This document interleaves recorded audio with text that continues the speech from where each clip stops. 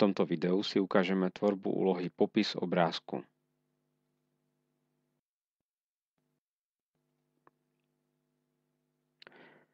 Cez plusko v ľavom hornom rohu si zvolíme obrázok.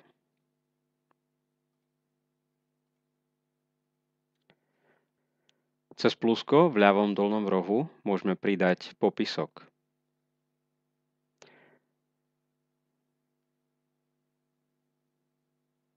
U každého popisku môžeme zmeniť farbu, môžeme zmeniť jeho zakončenie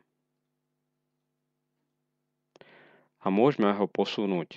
Keď chytíme popisok za jeho okraj, môžeme ho posunúť na miesto, kde chceme a zároveň môžeme posunúť aj šipku tam, kde má ukazovať.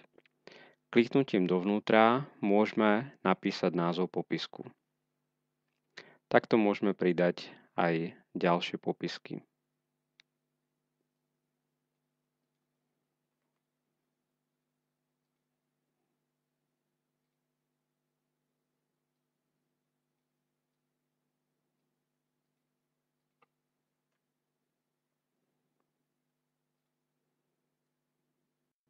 Úlohou žiaka je zaradiť popisky na správne miesto.